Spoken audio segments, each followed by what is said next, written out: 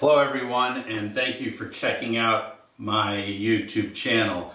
Hey, today we're going to talk to you about fixing a leaky corner on your gutter system.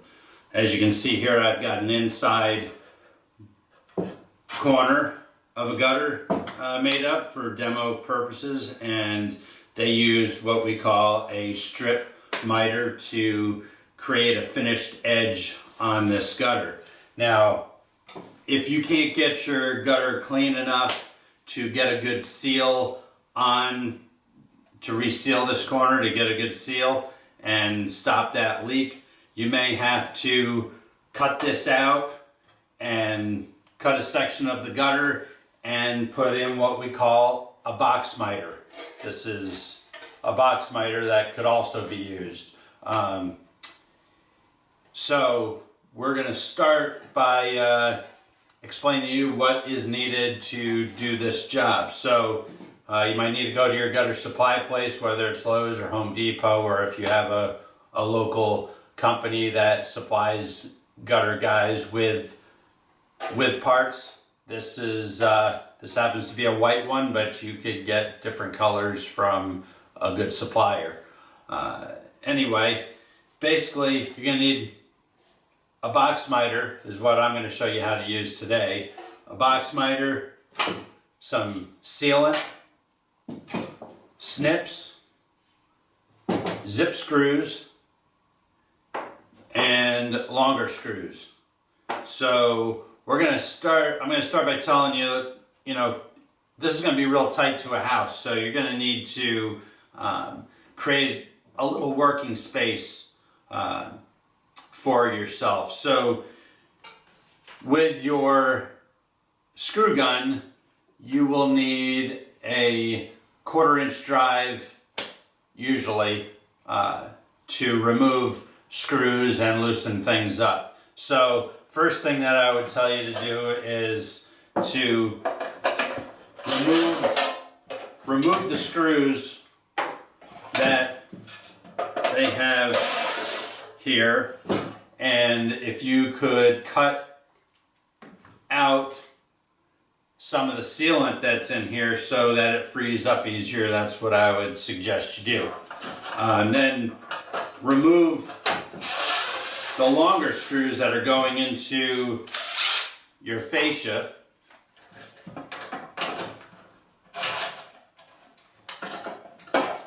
To hold it up, that holds it up tight to the house.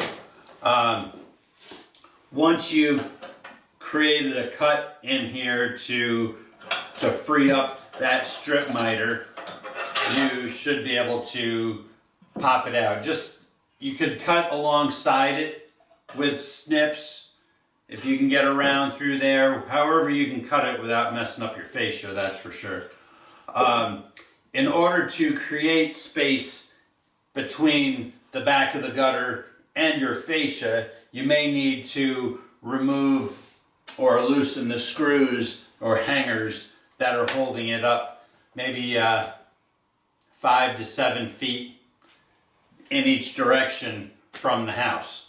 So once you've done that and you've cleaned it up, you will need to cut back your gutters. Now, as you can see with this, you've got some room to play with here. You've got all this room that this gutter is going to sit inside this box miter. So you could cut this away, square it up, and cut this all out so that your gutter will fit inside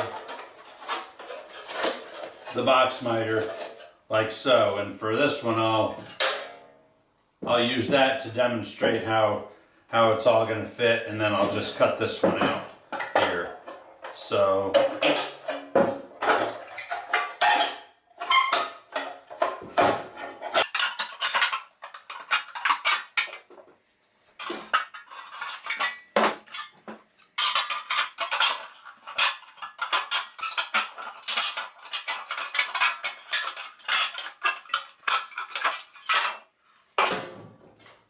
Okay, so now that both sides are all squared up, you can slide your box miter up from underneath and then pop this edge up and over your gutter. Once you've got that, you want to secure it nice and tight with some zip screws. So you're going to start right here on this edge and put a zip screw in. And again, you can get screws to match the color of your gutter.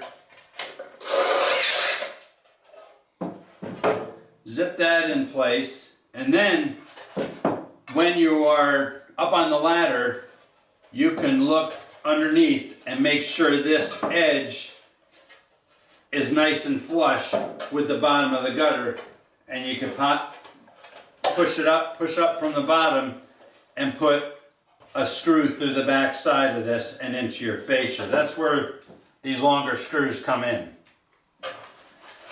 So you're going to screw it to the fascia like so, and then you're going to do the other side.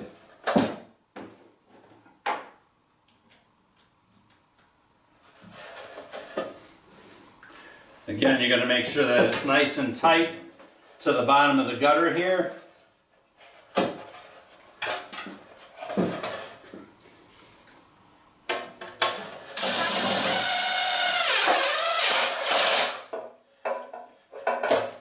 And screw it in tight. So then you've got a nice clean look. From the bottom is what everybody's going to be seeing, and everything's going to look nice. Now, once you've done that, you can put your screws back in from the hangers that you've loosened and tighten it nice and tight up to the house. And then you're going to take your sealant. And this happens to be a product made by GeoCell. It's what a lot of us use in the industry. Cannot be purchased from Lowe's or Home Depot. So then you're just going to seal up all these joints.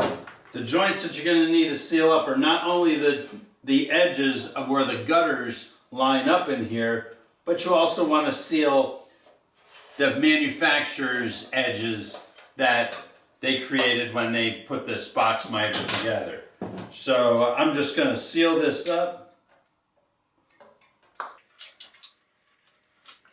Like so.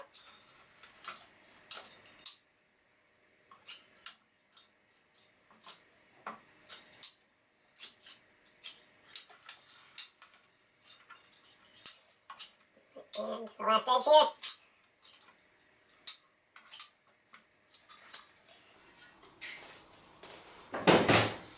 And there you have the finished box miter. Hopefully this YouTube video has been helpful for you, and if you have any questions, please don't hesitate to comment below. And if you like this video, and I would appreciate it if you just clicked below and hit subscribe and the like button, and I will be back another time with another informative tip.